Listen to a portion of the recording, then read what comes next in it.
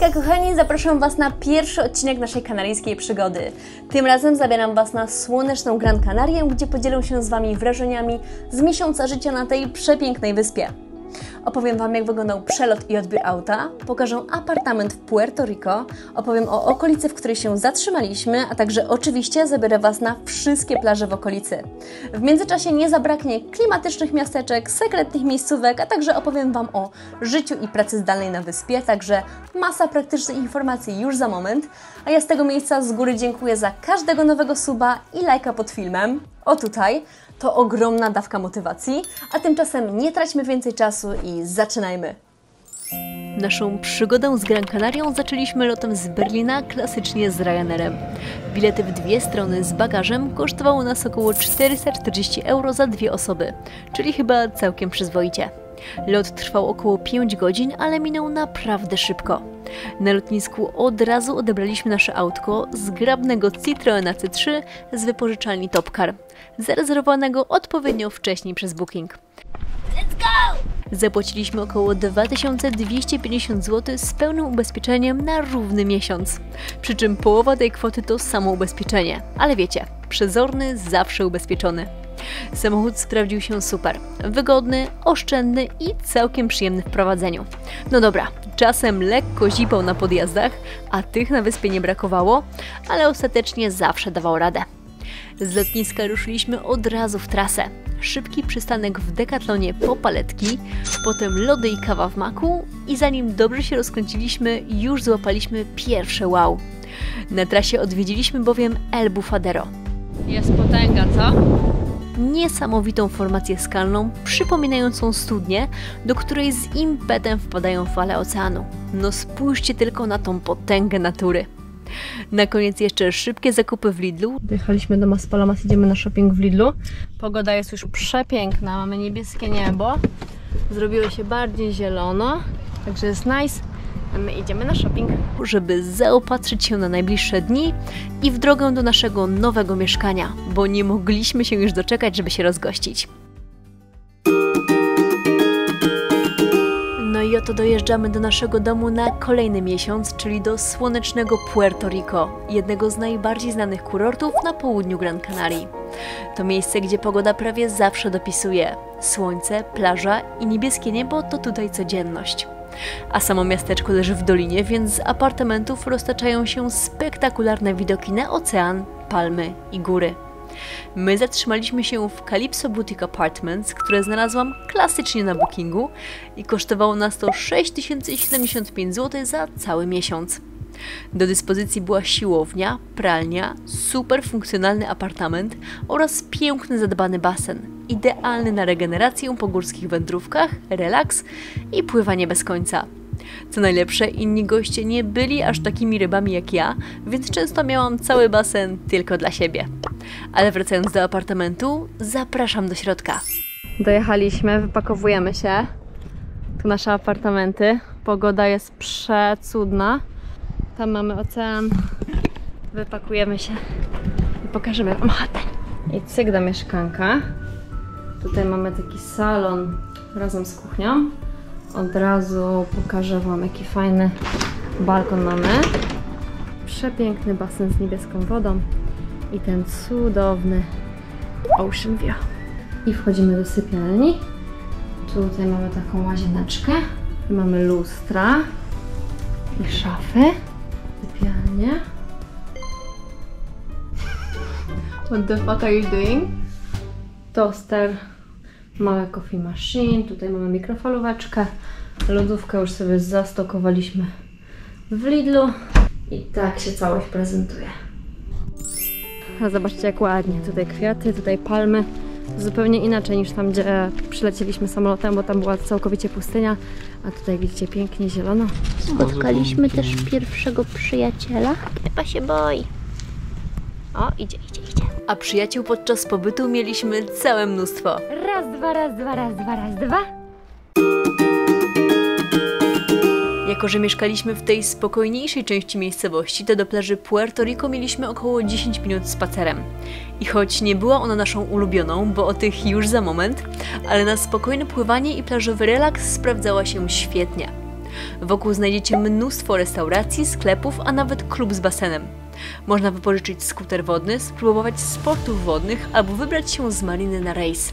Możliwości jest naprawdę mnóstwo. Na wieczorne rozrywki polecamy z kolei spacer po tutejszym centrum lub na przykład mini golf Neptuno. Obok Maczka mamy jeszcze mini golfa Neptuno i idziemy od razu. Klimatyczne miejsce, dużo śmiechu i fajna zabawa za 5 euro od osoby. Oto kilka kadrów z naszej wizyty.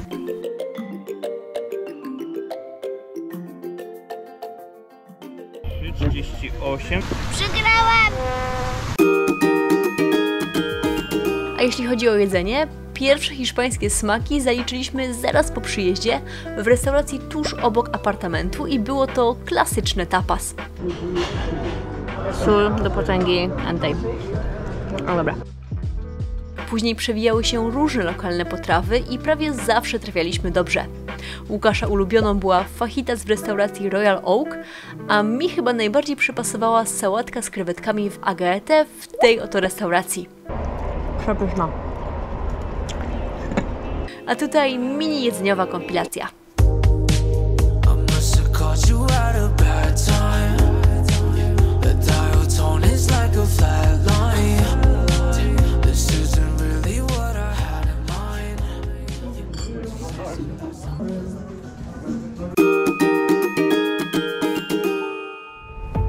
A teraz czas na coś, co absolutnie pokochaliśmy na Gran Canarii, czyli okoliczne plaże i miasteczka. Każde z tych miejsc miało swój unikalny klimat i coś, co sprawiało, że chciało się tam wracać. Od tropikalnych lagun, przez wulkaniczne zatoczki, aż po klimatyczne portowe uliczki i ogromne wydmy rodem z filmu science fiction. Zobaczcie nasze ulubione miejscówki, idealne na plażowanie, spacery, lody, koteczki i niezapomniane widoki.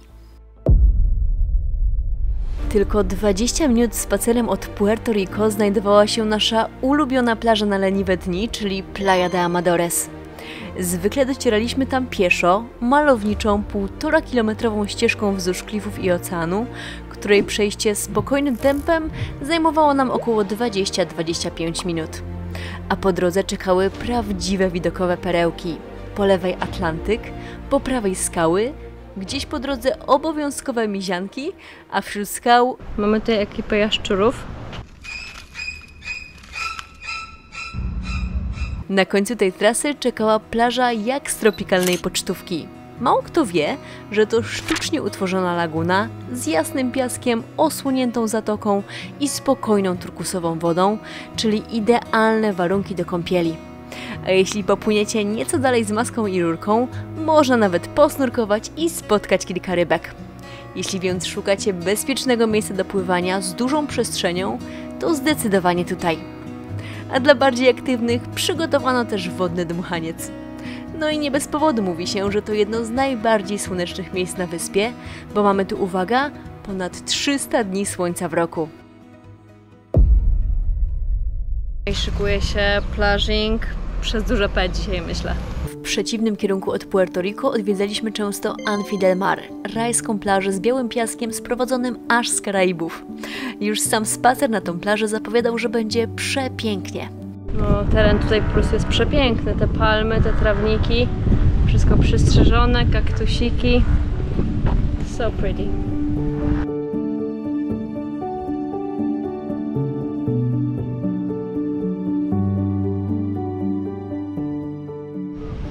Czajcie, jaka tutaj jest woda. Woda tu jest turkusowa, spokojna i osłonięta falochronami, czyli idealna na pływanie.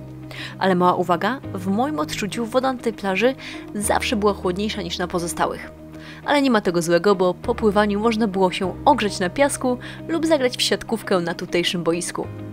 Otoczenie plaży to prawdziwe tropiki. Palmy, ogrody, marina z jachtami, piękne hotele i słynna wysepka w kształcie serca. Warto wiedzieć, że plaża jest bardzo zadbana, bowiem jest ona zamykana i sprzątana każdego wieczora. A na plaży obowiązuje zakaz palenia i picia alkoholu, więc z pewnością śmiało mogę polecić to miejsce rodzinom. A jeśli chcecie się trochę poruszać, polecam krótką wspinaczkę na wzgórze The Cross. To fajna, krótka trasa z widokiem na plażę i ocean. Chodźcie z nami. Tam na sam szczyt, gdzie w oddali widać ten krzyż. I tam jest nasz punkt widokowy, także let's go, ruszamy.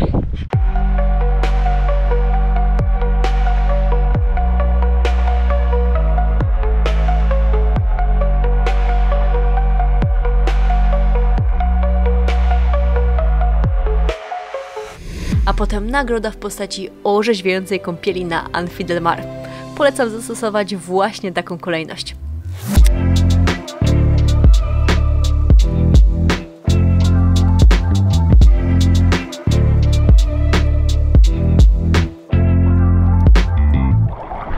Woda przeboska. Jeśli chodzi o snorkeling, to nie bardzo. W drugiej części filmu dam Wam o niebo lepszą alternatywę. Tu woda nie jest aż tak przejrzysta, ale do pływania nadaje się idealnie.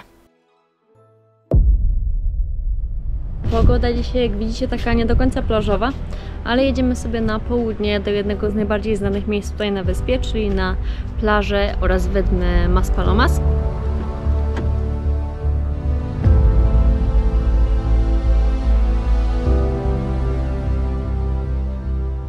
A teraz czas na Saharę w wersji kanaryjskiej, czyli miejsce, które zasługuje na osobny rozdział, bo wydmy Maspalomas to absolutny must-see. Wyglądają, jakby zostały przeniesione prosto z filmu Dune, gdyż ciągną się aż po horyzont, a ich skala naprawdę robi wrażenie. Kilkukrotnie robiliśmy tu trasę dookoła całych wydm, czyli 9 km przez piach, słońce i wiatr. I choć bywało ciężko, zwłaszcza przy wspinaniu się na większe wzniesienia, to klimat był totalnie nie z tej ziemi. Zresztą zobaczcie sami.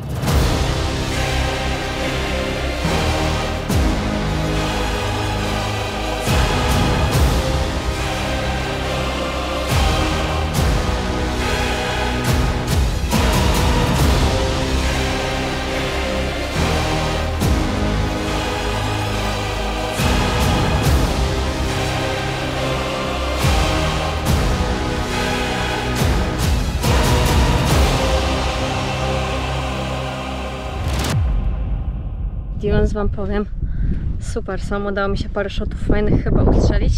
Jeszcze sobie małą sesyjkę zrobiłam, tutaj Wam pokażę. Miecia, idziemy. Trasę najlepiej zacząć przy Mirador de las Dunas, tuż obok promenady. Przed startem polecam zahaczyć o lody. Serio dobre, szczególnie smak biskow. A następnie ruszyć zgodnie z ruchem wskazówek zegara. I będziemy sobie tam wzdłuż wybrzeża szli.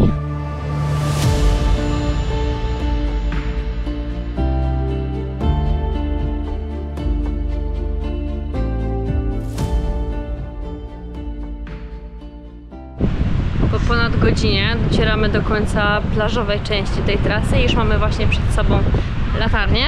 Na powrocie można się zrelaksować przy latarni o tutaj, przejść deptakiem. Bardzo ładnie, fajny deptaczek, palemki, trawnik. Tam mamy sobie taką promenadkę, ścieżkę. No i przed nami są dwie plaże właściwie. Playa Maspalomas. A z kolei na prawo mamy Playa de Meloneras. Potem można coś zjeść, albo oczywiście pogłaskać lokalne koteczki. Bardzo daleko. What? Ja, patrzcie jakie twarde. Jak chcecie się kogoś pozbyć, to...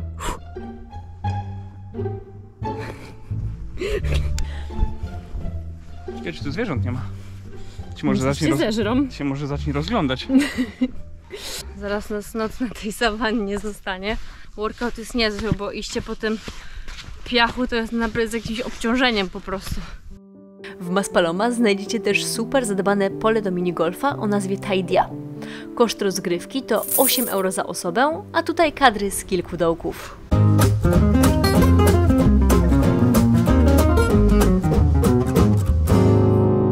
Z tego co widziałam w komentarzach, mieszka tam kotek celebryta, ale niestety podczas naszej wizyty się nie pokazał. Wszystko fajnie, ale kota nie ma. Może Wam się uda. Kolejne miasteczko na naszej trasie to jedno z najbardziej klimatycznych miejsc na południu wyspy, czyli Puerto de Mogan. Znane też jako Mała Wenecja i naprawdę rozumiemy skąd ta nazwa. Ale ładnie tutaj. Wąskie uliczki, białe domki z kolorowymi okiennicami, kanały, łódki na każdym kroku, a do tego bujne kwiaty, które tworzą tu prawdziwy raj dla miłośników zdjęć. To idealne miejsce na długi spacer, pyszną przerwę na lody w tej właśnie lodziarni. Ten smak to jest po prostu rewelacja. No i oczywiście na chwilę miziania przyjaznych kotków, które pojawiają się dosłownie wszędzie. Zachwyciła nas też niesamowicie czysta woda w porcie. W ogóle jesteśmy w porcie, tutaj w Puerto de Mogan. Zobaczcie, jakaż to woda tutaj jest. What? Szmaragdowa, przejrzysta, po prostu wow.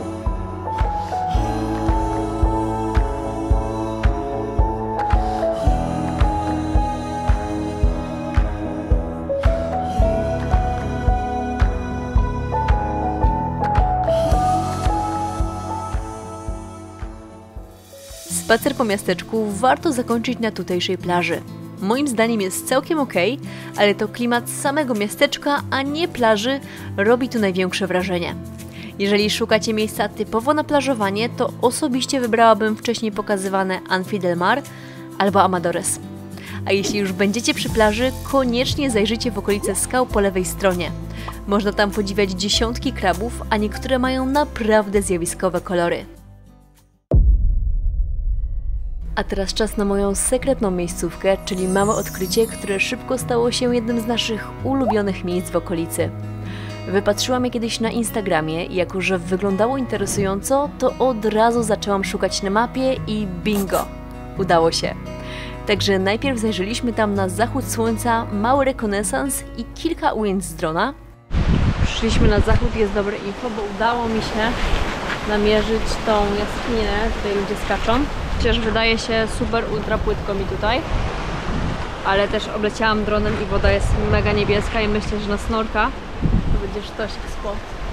A potem wróciliśmy za dnia i dopiero wtedy odkryliśmy, jak wyjątkowe jest to miejsce.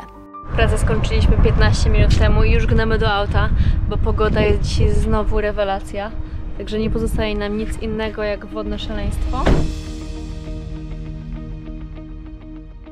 Sodomia jakaś z parkowaniem tutaj na Amadores. Zrobiliśmy kilka kółek i w końcu zaparkowaliśmy gdzieś tutaj na uboczu. I idziemy, tak jak mówiłam, zobaczyć tą jaskinię, co ostatnio pokazywałam z drona i zobaczymy, czy da się tam trochę popływać i posnurkować. Cueva Bufadero de Tauro, bo tak nazywa się ta zatoczka, to ukryta perełka między plażą Amadores a plażą Tauro.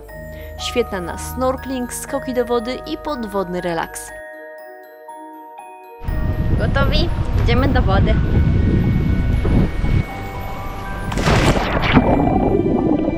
Woda była tu najczystsza w okolicy, widoczność rewelacyjna, a do tego morze wydawało się tu cieplejsze niż gdziekolwiek indziej.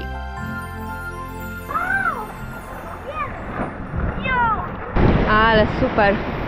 Polecajka, jak lubicie posnurkować, to zdecydowanie tutaj, bo na plażach takiej nie ma widoczności, a tutaj jest po prostu perełeczka. Często kończyliśmy tu dzień. Trochę chillu na plaży Tauro, paletki, a potem wpław na skałkę, popływać, posnurkować i po prostu nacieszyć się wodą. Jesteśmy właśnie na naszej plaży, woda kryształ. A ja pójdę się przepłynąć tam na tą moją ulubioną jaskinię. Zobaczymy, czy uda mi się znaleźć jakieś rybki. A jeśli lubicie eksplorować, w skalnej ścianie jest mała jaskinia, do której można śmiało wpłynąć prosto z oceanu, oczywiście gdy poziom wody na to pozwala.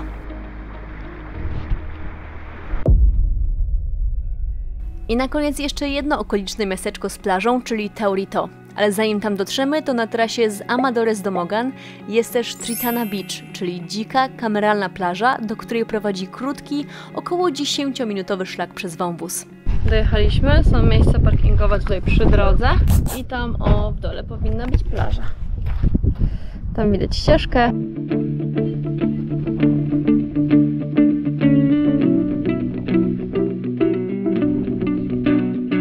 I doszliśmy na plażę, a na miejscu cisza, brak tłumów i całkiem okej warunki do snorkelingu. A kawałek dalej już bardziej turystycznie, czyli wspomniane miasteczko i plaża Taurito. Charakterystyczne przez spory aquapark tuż przy samej plaży. Piasek ciemny i wulkaniczny, czyli inaczej niż na poprzednich plażach. Ale za to woda bardzo czysta, a przestrzeni do aktywnego wypoczynku nie brakuje, więc wizytę zawsze kończyliśmy rundką paletek. Tak jak wspomniałam, tuż obok znajduje się spory zewnętrzny basen, a wstęp kosztuje 19 € za cały dzień. My akurat z niego nie skorzystaliśmy, gdyż był czynny tylko od 10 do 18, więc po pracy zwyczajnie nam się nie opłacało, a weekendy mieliśmy już z góry zaplanowane. odpoczywa, to nie wiem, bo nie byliśmy i już raczej nie będziemy. Niemniej jednak wyglądał całkiem fajnie, choć w komentarzach sporo osób wspomniało, że woda bywa zimna i słona, także warto mieć to na uwadze. Tuż obok działa też niewielkie pole do minigolfa, więc nie powinniście się tu nudzić. Całkiem spoko. Bardzo fajne, przyjemne dno, wysprzątana woda, bardzo czyściutka i przejrzysta. Dużo miejsca na paletkowanie i inne gry piłkowe, także jak dla mnie spoczko. Jeżeli chodzi o pracę na Gran Canaria, to ze względu na przesunięcie czasowe pracowaliśmy od 7 do 15, także popołudnia mieliśmy wolne na plażowanie i krótkie wycieczki. Przed przyjazdem upewniliśmy się, że nasz apartament ma stabilne Wi-Fi, bo w mniejszych miejscowościach zdarza się, że jest kapryśny, także zawsze warto czytać opinie, robić dokładny research i dopytywać o szczegóły. Coworkingi znajdziecie głównie w Las Palmas na północy, a na południu są to raczej pojedyncze spoty w okolicy Maspalomas. My akurat tak czy siak wolimy pracować z mieszkania, więc nie była to dla nas istotna kwestia. Bardziej stawialiśmy na plażę, klimat i logistykę naszej lokalizacji. Stąd też właśnie wybraliśmy Puerto Rico, bowiem prawie zawsze świeci tam słońce i panuje dużo przyjemniejsza aura niż w często pochmurnym i znacznie chłodniejszym Las Palmas. Południe wyspy to też świetna baza wypadowa, mniejsze miejscowości, bliskość plaż i mnóstwo pięknych tras do odkrywania. Internet działał bez zarzutu i był tylko trochę wolniejszy niż ten, który mamy w domu, także z pracą nie było żadnych problemów, a tuż po pracy wskakiwaliśmy w klapki i prosto na plażę. Jak dla mnie Gran Canaria to idealne miejsce dla digital nomadów, którzy chcą łączyć efektywną pracę z bardzo aktywnym stylem życia. Dla nas miesiąc spędzony tutaj to był po prostu strzał w dziesiątkę, a dowodem na to będzie kolejny odcinek, w którym pokażę Wam ponad 20 najpiękniejszych miejsc, które udało nam się znaleźć tutaj na wyspie. W następnym odcinku zabiorę Was w prawdziwą podróż po najlepszych spotach na wyspie i z tego miejsca mogę śmiało obiecać, że każdy znajdzie coś dla siebie. Będzie różnorodnie, intensywnie i naprawdę pięknie. Co do tego nie mam żadnych wątpliwości. A na zachętę pozwólcie, że wrzucę tu mały sneak peek tego, co dla Was szykuję. W planach m.in. widowiskowa wspinaczka na trudno dostępną plażę Gui Gui, spektakularne punkty widokowe Mirador del Balcón, Mirador El Gurriete i Mirador Astronomico, spacer w chmurach na Roque Feneque, urokliwe miasteczko Agaete z jego niesamowitymi naturalnymi basenami i plażą Playa de las Nieves, snorkelingowy raj, czyli Sardina del Norte, pocztówkowe krajobrazy z Pico de las Nieves oraz majestatyczne Roque Nublo i Roque Bentayga, kolorowe Los Azulejos de Veneguera, cudowne nurkowanie i piękny rejs po Atlantyku oraz co najmniej kilka sekretnych miejscówek, o których dowiecie się tylko tutaj. Także zapraszam serdecznie, a tymczasem dziękuję za wytrwanie do końca, zachęcam do lajkowania, subowania i zadawania pytań, jak zawsze z przyjemnością odpowiem. Dzięki za wsparcie i widzimy się w kolejnym filmiku.